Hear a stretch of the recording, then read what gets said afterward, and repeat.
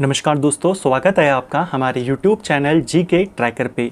देखिए फ्रेंड, आज के वीडियो में हम बात करेंगे जो हमारी एक सीरीज़ है इंडियन कॉन्स्टिट्यूशन MCQ सीरीज़। जैसे आप सभी जानते हैं, इस सीरीज़ में हम पूरे भारतीय संविधान को MCQ के रूप में यहाँ पे कवर कर रहे हैं। इम्पोर्टेंट जो संशोधन हुए थे उस वाले टॉपिक को हम कवर कर रहे थे। अभी तक हम इस सीरीज़ के अंदर 45 क्लासेस को कवर कर चुके हैं। आज हम संशोधनों को लेकर के आखिरी क्लास यहाँ पे कवर करेंगे। इसके बाद आपका कॉन्स्टिट्यूशन के अंदर केवल एक टॉपिक रह जाएगा, इम्पॉर्टेंट आर्टिकल्स। कोशिश करेंगे एग्ज़ाम से पहले उसे भी कंप्लीट कर दें और इस सीरीज़ को एग्ज़ाम से पहले ही ख़त्म कर दिया जाए। अगर आपने हमारी इससे पहले की क्लासेस को नहीं देखा है तो प्लेलिस्ट के माध्यम से आप उनको देख सकते हैं। तो चलिए दोस्तों, आज की वीडियो को शुरू करते हैं।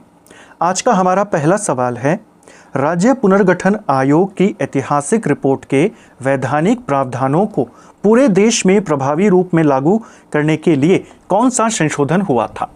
तो जो हमारा राज्य पुनर्गठन आयोग था, इसकी रिपोर्ट को लागू करने के लिए कौन सा संशोधन किया गया? ये था हमारा 7वां संवैधानिक संशोधन। 7वां संवैधानिक संशोधन 1956 में होता है। इसके माध्यम से राज्यों को जो 4 वर्ग में बांटा गया था, क वर्ग, ख वर्ग, ग वर्ग, इन 4 वर्गों को खत्म किया गया और केंद्र शासित प्रदेश और सामान्य राज्यों का गठन किया गया, जिसमें राज्यों की संख्या 14 थी और केंद्र शासित प्रदेशों की संख्या 6 थी। ये था 7वां संशोधन। 7वें संशोधन के माध्यम से 2 चीज़ें और करी गई जो पूछी जाती हैं। पहली चीज़ तो हमने देख ली। दूसरी चीज़ ये करी कि इसमें यह प्रावधान किया गया कि 2 या 2 से ज़्यादा राज्यों का एक हाईकोर्ट हो सकता है। ये भी इसी के माध्यम से हुआ। 7वें संविधान संशोधन अधिनियम 1956 के तहत क ख ग घ श्रेणियों के राज्यों के पुराने वर्गीकरण को समाप्त कर पूरे भारत को क्रमशः कितने राज्यों और केंद्र शासित प्रदेशों में बांटा गया? तो ये बांटा गया था 14 राज्यों और 6 केंद्र शासित प्रदेश। भारतीय न्यायपालिका के सुचारू संचालन हेतु किस संशोधन के माध्यम से ये व्यवस्था की गई कि 2 या उससे ज़्यादा राज्यों के बीच एक ही उच्च न्यायालय की स्थापना हो सकती है? ये किस में कहा गया था? ये कहा गया 7वें संविधान संशोधन के द्वारा, जो 1956 में हुआ था कि एक ही हाई कोर्ट 2 से ज़्यादा राज्यों का हो सकता है। ठीक है। अगला, वर्ष 1971 में पारित किए गए 26वें संविधान संशोधन अधिनियम का मुख्य विधायी प्रभाव निम्नलिखित में से किस पे पड़ा था? यानी सिंपल सा सवाल यह है कि 1971 में एक संशोधन होता है, 26वां संवैधानिक संशोधन। इसके माध्यम से हुआ क्या था? इसके माध्यम से जो प्रीवी पर्स था, यानी आज़ादी से पहले जो राजा महाराजा थे उनके लिए एक प्रीवी पर्स बनाया गया था, जिसमें से उनको खर्चे के लिए पैसे मिलते थे और उनको कुछ विशेष अधिकार दिए गए थे उन राजाओं को। तो 1971 में 26वें संशोधन के माध्यम से जो प्रीवी पर्स था और प्रांतीय राजाओं को, जो पूर्व शासक थे वहाँ के, उनको जो विशेष अधिकार दिए गए थे उनको खत्म किया गया। किस संशोधन के माध्यम से? 26वां संशोधन 1971 में हुआ था। ठीक है। 16वें संविधान संशोधन के द्वारा राज्य को नागरिकों के किन अधिकारों पर देश की संप्रभुता के हित में युक्ति युक्त निर्बंधन लगाने की व्यापक शक्ति सौंपी गई? तो देखिए, हमारे संविधान में ये प्रावधान है कि मौलिक अधिकार सबके लिए हैं, लेकिन उनके ऊपर उचित प्रतिबंध भी लगाए गए हैं 3 आधार पे, जिसको हमने लास्ट वीडियो में डिटेल से जाना था। ये जो 16वां संशोधन होता है, 16वां संशोधन 1963 में हुआ था। इसके माध्यम से आर्टिकल 19 जो है, जिसमें 6 अलग अलग प्रकार की स्वतंत्रता है, उसमें शुरुआत की जो 3 स्वतंत्रताएं हैं, पहला भाषण और अभिव्यक्ति की स्वतंत्रता, दूसरा शांतिपूर्वक सम्मेलन का अधिकार और तीसरा संगठन या संघ बनाने का अधिकार। इन 3 मौलिक अधिकारों पर, इन 3 स्वतंत्रता के अधिकारों पर युक्ति युक्त निर्बंधन यानी रीजनेबल रिस्ट्रिक्शन लगाने की शक्ति सरकार को मिली, संसद को मिली थी। किसके माध्यम से? 16वें संशोधन के माध्यम से। ठीक है। कि अगर सरकार को लगता है कि किसी व्यक्ति के जो भाषण है, अभिव्यक्ति है, उसकी वजह से देश को नुकसान हो सकता है, देश की संप्रभुता को नुकसान हो सकता है, तो उसके उस मौलिक अधिकार पर रोक लगाई जा सकती है। या किसी के सम्मेलन करने की वजह से, चाहे वो पीसफुल ही सम्मेलन करे, शांतिपूर्वक करे, दंगा भड़क सकता है या विवाद बढ़ सकता है, तो उसके उस स्वतंत्रता के अधिकार को रोक सकती है। ऐसे ही अगर लगता है कि अगर कोई संगठन या ग्रुप बना रहा है, उससे देश को खतरा हो सकता है, तो सरकार उस पर बैन लगा सकती है।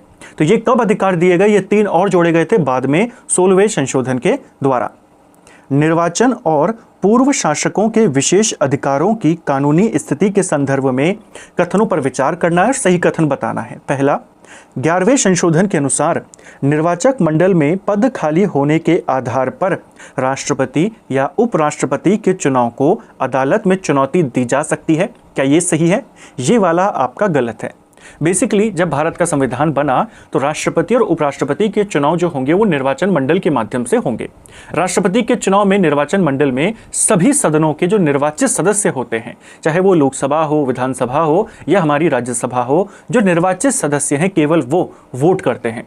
उपराष्ट्रपति के चुनाव में संसद के सभी सदस्य वोट करते हैं। ठीक है, इनसे बनता है निर्वाचन मंडल। लेकिन बाद में समस्या आने लगी कि कुछ सीटें खाली हैं, तो ऐसे में उन सीटों को पहले भरा जाए और फिर चुनाव करवाए जाएं, या कहीं ऐसा हो कि चुनाव करवा दिया, जो हार गया वो बाद में इस आपत्ति करता है इसको लेकर के कि कुछ सीटें खाली थी, इसीलिए हम इस निर्णय को चुनौती देते हैं।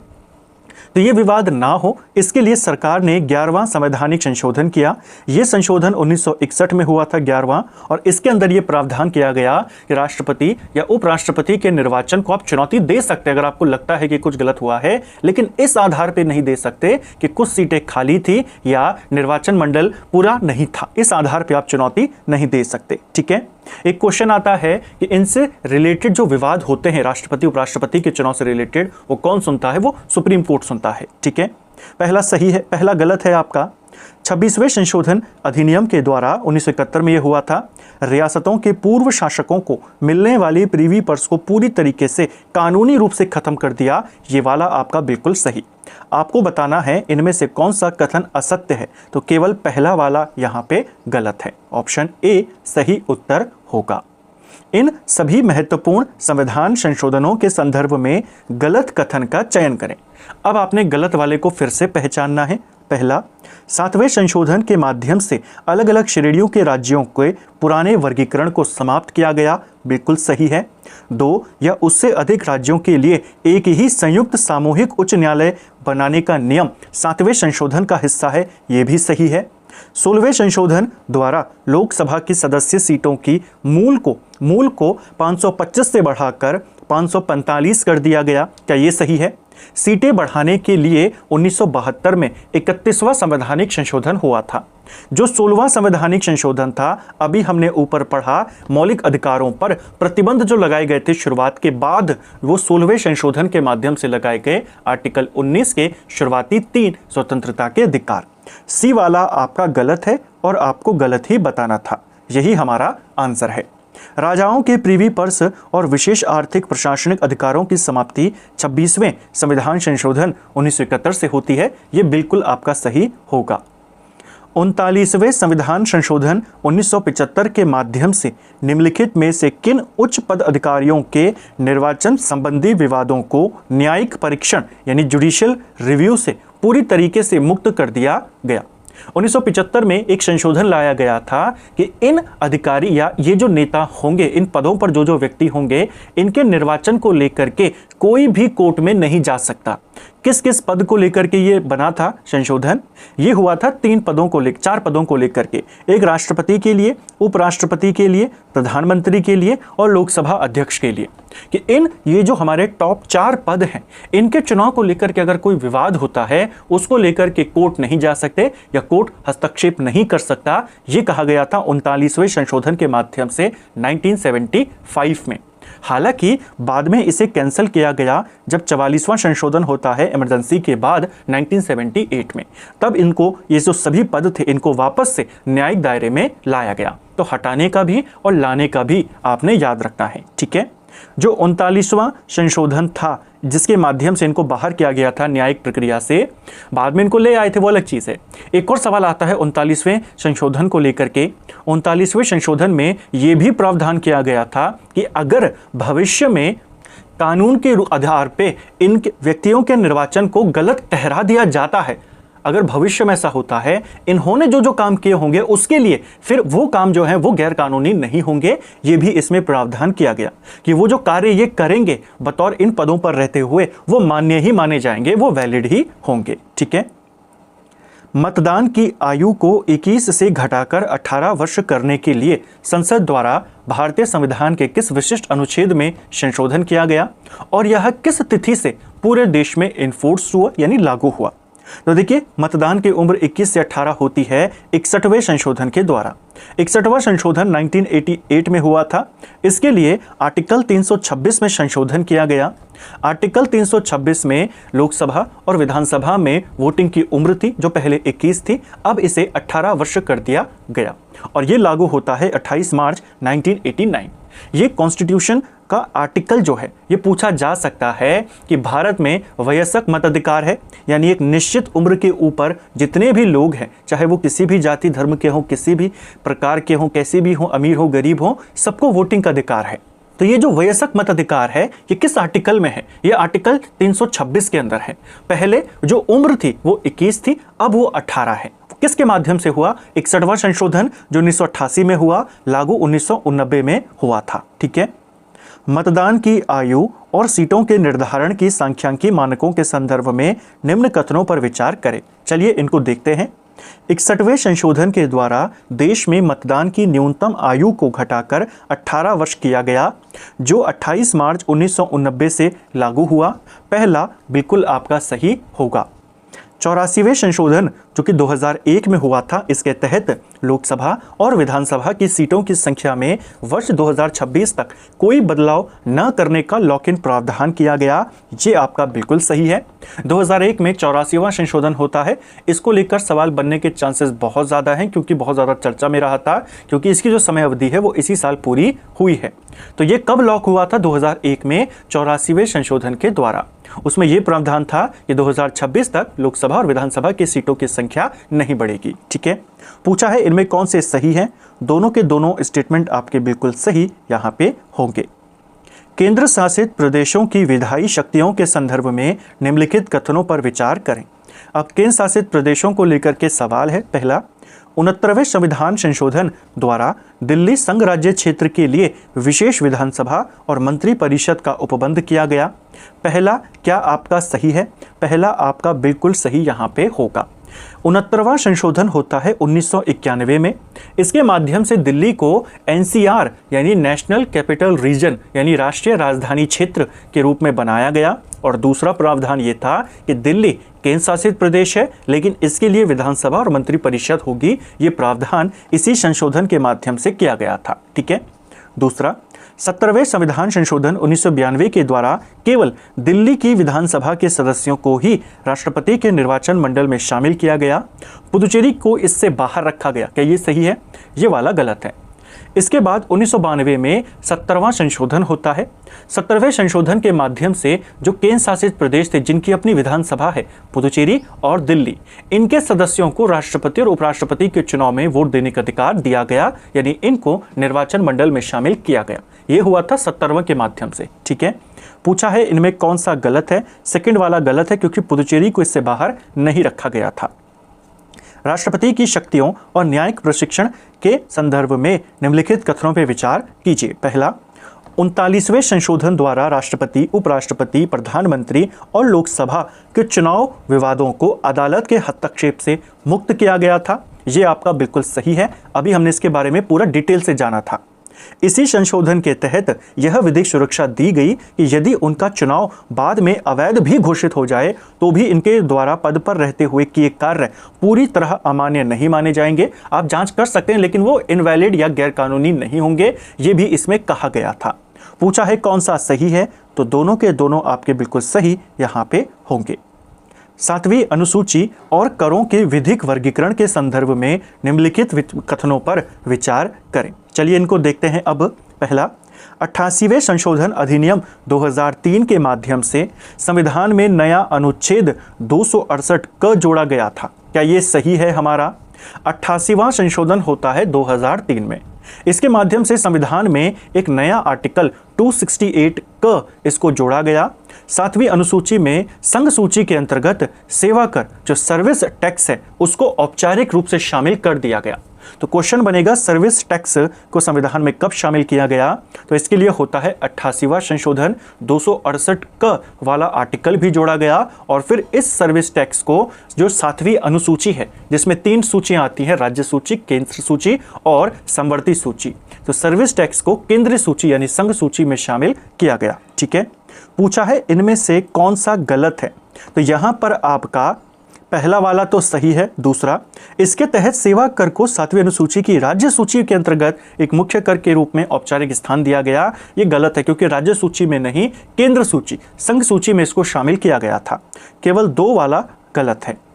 97वें संविधान संशोधन अधिनियम 2011 के माध्यम से भारतीय संविधान में निम्नलिखित में से किस संस्था को एक नया संवैधानिक संरक्षण प्रदान किया गया? तो देखिए 97वां संविधान संशोधन होता है 2011 में। जैसे 73वां संशोधन हुआ था, जैसे 74वां संशोधन हुआ था, वैसे ही 97वें वाला संशोधन भी माना जाता है। ये बहुत इंपॉर्टेंट है। 73वें संशोधन के माध्यम से पंचायतों को संवैधानिक दर्जा दिया गया। 74वें संशोधन के माध्यम से नगर निकायों को संवैधानिक दर्जा दिया गया। ऐसे ही 97वें वाला जो संवैधानिक संशोधन था, इसके माध्यम से सहकारी समितियों को संवैधानिक दर्जा प्रदान किया गया। तो ऑप्शन आपका बी सही यहां पे होगा। कब होता है ये संशोधन? ये 2011 में हुआ था। इसके माध्यम से भी संविधान में 3 बदलाव किए गए थे। जैसे हमने देखा था कि जब वो शिक्षा वाला बदलाव होता है जिसमें 6 से 14 साल के बच्चों को मौलिक अधिकार दिया गया शिक्षा के लिए 86वें संशोधन के द्वारा, तो उसमें भी 3 बदलाव हुए थे संशोधन संविधान के अंदर। मौलिक अधिकार में हुआ, मौलिक कर्तव्य में हुआ, डीपीएसपी में हुआ। ये जो 97वें वाला संशोधन था, इसके माध्यम से भी संविधान में 3 बदलाव यहां पर किए गए थे। 3 बदलाव क्या क्या किए गए थे? पहला, संविधान के अंदर जो मौलिक हमारे अधिकार हैं उनमें बदलाव किया गया, डीपीएसपी के अंदर बदलाव किया गया और साथ में जो हमारा भाग 9 है उसके अंदर भी बदलाव किया गया। मौलिक अधिकार में क्या बदलाव किया गया? मौलिक अधिकार के अंदर एक नया मौलिक अधिकार, एक नया आर्टिकल जोड़ा गया 19(1) का ग वाला पार्ट, यानी कि जो सी वाला पार्ट है इसको जोड़ा गया। ये देता है सहकारी समितियों को बनाने का मौलिक अधिकार। ये 19(1) जो ग है, सी है, उसमें है। डीपीएसपी में क्या किया गया? डीपीएसपी के अंदर एक नया डीपीएसपी जोड़ा गया, आर्टिकल 43 ख वाला पार्ट यानी 43B इसमें जोड़ा गया, जो ये कहता है कि सरकार ऐसी नीतियां बनाएगी, सरकार सहकारी समितियों को बढ़ावा देने के लिए काम करेगी। ठीक है। और तीसरा चेंज किया गया भाग 9 के अंदर।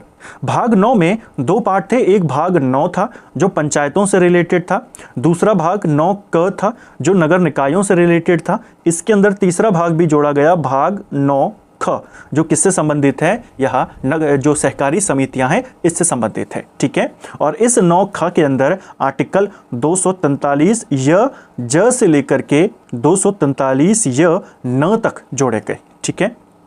97वें संशोधन के तहत नागरिकों को सहकारी समिति बनाने का अधिकार संविधान के किस विशिष्ट अनुच्छेद खंड के अंतर्गत एक मौलिक अधिकार के रूप में दिया गया है? तो आर्टिकल 19 के पहले खंड के ग वाला पार्ट यानी 19 का जो सी वाला पार्ट है इसके अंदर। ठीक है। सहकारी समितियों को बढ़ावा देने के लिए राज्य के नीति निर्देशक तत्वों के अंतर्गत किस नए विशेष अनुच्छेद का समावेश संविधान में किया गया?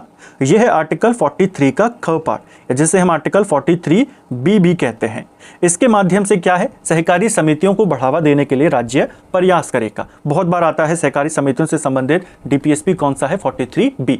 नया डीपीएसपी है, कब जोड़ा गया था इसको? तो 97वां संशोधन 2011। 97वें संशोधन के द्वारा भारतीय संविधान में सहकारी समितियां नाम से कौन सा एक बिल्कुल नया भाग जोड़ा गया और इसमें कहां से कहां तक के अनुच्छेदों को शामिल किया गया? तो एक नया भाग जोड़ा गया जो भाग 9 है हमारा। भाग 9 का नाम है पंचायत। जो भाग 9 का है हमारा, इसका नाम है नगर पालिका। ठीक है। और जो भाग 9 का ख वाला पार्ट है इसका नाम है सहकारी समितियां। तो 9 ख होगा और 243 य ज से लेकर के 243 य न तक ये आर्टिकल इसके अंदर आते हैं। ठीक है। भारतीय संवैधानिक इतिहास का वह एकमात्र संविधान संशोधन अधिनियम कौन सा है जिसे भारत के सर्वोच्च न्यायालय ने पूर्णतः असंवैधानिक घोषित करार कर दिया था? तो एकमात्र संवैधानिक संशोधन है जिसको सुप्रीम कोर्ट ने असंवैधानिक, अनकॉन्स्टिट्यूशनल कहा था, यह था हमारा 99वां संवैधानिक संशोधन। ऑप्शन बी सही आंसर होगा। यह संशोधन जो था 2014 में आता है और ये आपका NJAC जो हमारी थी, यानी राष्ट्रीय न्यायिक नियुक्ति आयोग जो हमारा था, उसको लेकर के था।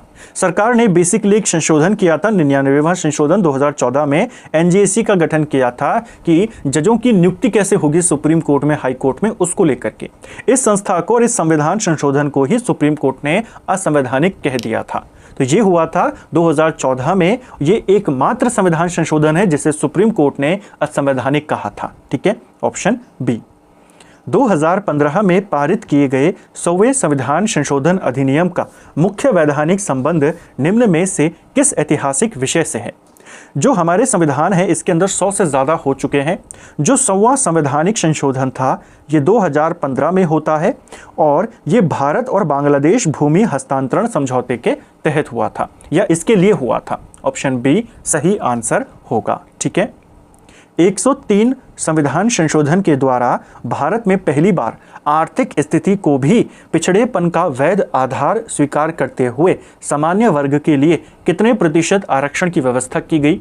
ये क्वेश्चन आसान है, आप बता देंगे कि 10% आरक्षण EWS को दिया जाता है।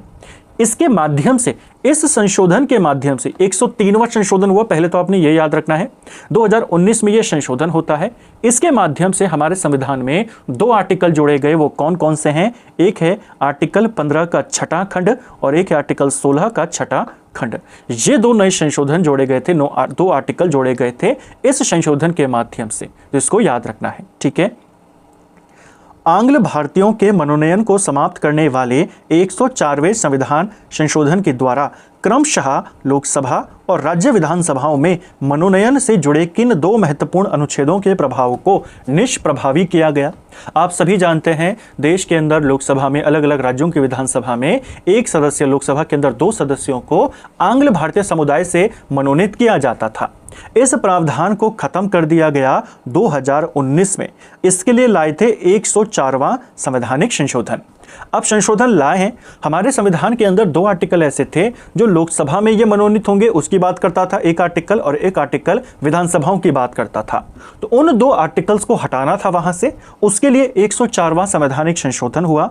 2 आर्टिकल कौन कौन से हैं? एक है आर्टिकल 331 जो लोकसभा में आंग्ल भारतीय की नियुक्ति या मनोनीत होने की बात करता था, 2 सदस्यों को इसके तहत किया जाता था, इसको निष्प्रभावी किया गया।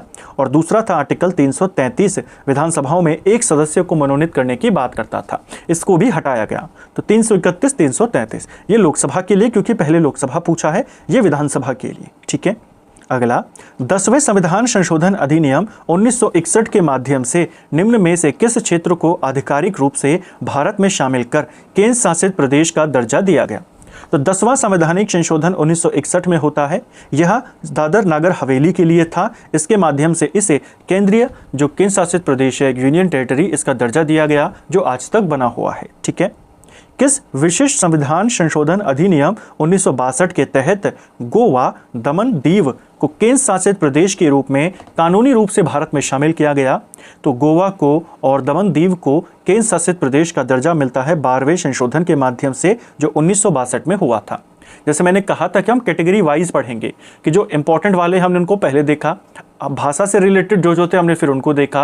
अब हम देख रहे हैं राज्यों को लेकर के जो संवैधानिक संशोधन हुए, चाहे वो केंद्र शासित प्रदेश बनाने को लेकर के हो, चाहे वो पूर्ण राज्य का दर्जा देने को लेकर के हो, ठीक है, या नए राज्य के गठन को लेकर के। वर्ष 1963 में पारित 13वां संविधान संशोधन अधिनियम के द्वारा किस पूर्वोत्तर क्षेत्र के संबंध में विशेष प्रावधान कर उसे आधिकारिक तौर पर एक पूर्ण राज्य का दर्जा दिया गया? तो देखिए 1963 में कौन सा नया ऐसा राज्य था जिसे पूर्ण राज्य का दर्जा मिला? ये था हमारा नागालैंड। ऑप्शन बी सही आंसर होगा। नागालैंड राज्य कब बना था? 1963 में बना था, 13वें संवैधानिक संशोधन के माध्यम से। इसके बाद 14वां संवैधानिक संशोधन भी होता है। इसके माध्यम से पुदुचेरी को केंद्र शासित प्रदेश के रूप में भारत में शामिल किया गया। ठीक है, 18वां संवैधानिक संशोधन भी होता है। इसके माध्यम से जो पंजाब था उसका पुनर्गठन किया गया भाषाई आधार पे। पंजाब से हरियाणा और पंजाब 2 नए राज्य यहाँ पर बने और साथ में चंडीगढ़ को केंद्र शासित प्रदेश बनाया गया 1966 का जो 18वां संशोधन था उसके माध्यम से। ठीक है, वर्ष 1969 में पारित 22वें संविधान संशोधन अधिनियम के तहत असम से अलग करके निम्न में से कौन सा नया केंद्र शासित प्रदेश बनाया गया था? असम से अलग करके मेघालय को 1969 में 22वां संविधान संशोधन होता है और इसे एक केंद्र शासित प्रदेश अलग बनाया जाता है। इस संशोधन के बाद 1971 में 27वां संशोधन भी होता है। इसके माध्यम से मिजोरम और अरुणाचल प्रदेश इनको भी केंद्र शासित प्रदेश के रूप में बनाया गया। बाद में मिजोरम के लिए 53वां संशोधन होता है 1987 में और अरुणाचल प्रदेश के लिए 55वां संशोधन होता है 1987 में और इन दोनों को पूर्ण राज्य का दर्जा मिल जाता है। तो दोनों केंद्र शासित प्रदेश बने 1971 में 27वें संशोधन के माध्यम से और दोनों पूर्ण राज्य बने 1987 में। मिजोरम के लिए हुआ 53वां संशोधन, अरुणाचल के लिए हुआ 55वां, ठीक है।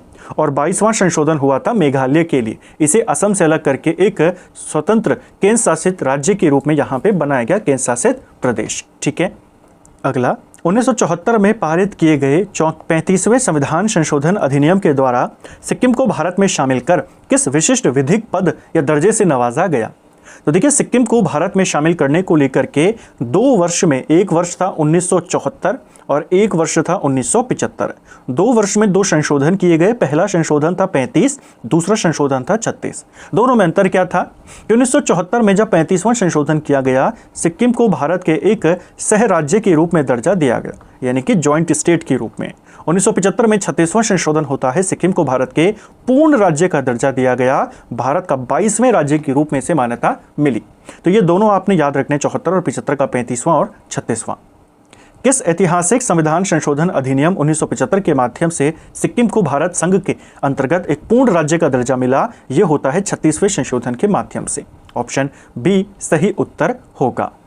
65वें संविधान संशोधन अधिनियम 1990 के माध्यम से भारतीय संविधान के किस विशिष्ट अनुच्छेद में संशोधन करके यह पहली बार अनुसूचित जाति और जनजातीय आयोग के गठन की वैधानिक व्यवस्था करी गई? तो देखिए, SC/ST आयोग भारत के अंदर पहले से था, इनके लिए वैधानिक जो व्यवस्था करी गई, एक संशोधन यहाँ पे जोड़ा गया संविधान के अंदर और ये हुआ था 65वें संशोधन के माध्यम से 1990 में। कौन सा आर्टिकल जोड़ा गया, कौन से आर्टिकल में ये व्यवस्था करी गई? आर्टिकल 338 के अंदर। ऑप्शन सी सही आंसर होगा, ठीक है। बेसिकली ये जो आर्टिकल था 338, इसके अंतर्गत इस संशोधन के माध्यम से अनुसूचित जाति और जनजाति आयोग को गठन करने की व्यवस्था की गई थी, ठीक है। किस ऐतिहासिक संविधान संशोधन अधिनियम 1995 के द्वारा राज्य के अधीन सेवाओं में अनुसूचित जातियों और जनजातियों के सदस्यों को पदोन्नति में आरक्षण यानी रिजर्वेशन इन प्रमोशन देने का विशेष कानूनी प्रावधान किया गया? तो प्रमोशन में भी आरक्षण होगा, ये व्यवस्था होती है 1995 का जो 77वां संवैधानिक संशोधन था, इसके माध्यम से। ऑप्शन सी सही उत्तर होगा। 89वें संविधान संशोधन अधिनियम 2003 के कड़े कानूनी प्रावधानों के तहत निम्न में से किस वर्ग के लिए एक बिल्कुल पृथक राष्ट्रीय आयोग की स्थापना की व्यवस्था करी गई? तो 2003 में एक नया संशोधन होता है जिसे हम कहते हैं 89वां संवैधानिक संशोधन। इसके माध्यम से अनुसूचित जनजाति के लिए, ST के लिए एक नया आयोग, राष्ट्रीय अनुसूचित जनजाति आयोग बनाया जाता है। इसके लिए एक नया आर्टिकल जोड़ा जाता है, आर्टिकल 338 का क पार्ट। अब आर्टिकल 338 में क्या स्थिति बनी कि जो आर्टिकल 338 पहले SC/ST आयोग के लिए था, अब वो केवल SC आयोग के लिए व्यवस्था करता है और जो आर्टिकल 338 क है, इसको जोड़ा गया इस संशोधन के माध्यम से, ये करता है ST आयोग की बात, ठीक है। तो ये होगा आपका ऑप्शन सी सही आंसर। 102वें संविधान संशोधन के द्वारा राष्ट्रीय पिछड़ा वर्ग को संवैधानिक दर्जा प्रदान करने के लिए संविधान में किस नए अनुच्छेद को समाहित किया गया? जो OBC कमीशन है हमारा, पिछड़ा वर्ग आयोग है हमारा, इसका गठन भी पहले हो चुका था, 1990 के दशक में हो चुका था। इसको संवैधानिक दर्जा अभी नहीं था, इसको संवैधानिक दर्जा मिलता है 2018 में, जब होता है 102वां संवैधानिक संशोधन। इसके माध्यम से संविधान के अंदर एक नया आर्टिकल जोड़ा गया, आर्टिकल 338 का ब वाला पार्ट यानी ख पार्ट, और इसके माध्यम से राष्ट्रीय पिछड़ा वर्ग आयोग को संवैधानिक दर्जा दिया गया। अब आर्टिकल 338 की क्या स्थिति बनी? इसके अंदर हमारे 3 आर्टिकल हैं। 338 है, ये SC आयोग की बात करता है। 338 क है, ये हमारा ST आयोग की बात करता है, और 338 ख ये OBC आयोग की बात करता है, ठीक है। ये पूछा जाता है पेपर में, इसको याद रखना है। तो फ्रेंड्स, ये था हमारा आज का वीडियो जिसमें हमने संविधान के इम्पोर्टेंट संशोधनों को यहाँ पे देखा। और इसी के साथ जो हमारी कॉन्स्टिट्यूशनल अमेंडमेंट वाली क्लासेस थी वो कंप्लीट हो गई हैं। अब केवल एक टॉपिक हमारी इस सीरीज़ का बचता है, इम्पोर्टेंट आर्टिकल। भारत के संविधान के अनुच्छेद कई बार डायरेक्ट पेपर में पूछ लिए जाते हैं, तो इम्पोर्टेंट आर्टिकल्स को भी हम ऐसे ही MCQ के रूप में प्रैक्टिस कर जाएंगे। उम्मीद करता हूँ आपको आज का वीडियो पसंद आया होगा। अगर आपको ये वीडियो पसंद आई है तो वीडियो को लाइक करें, चैनल पर नए हैं चैनल को सब्सक्राइब करें, अपने दोस्तों के साथ शेयर करें। वीडियो आपको कैसी लगी कमेंट बॉक्स में हमें ज़रूर बताएं। Thank you friends.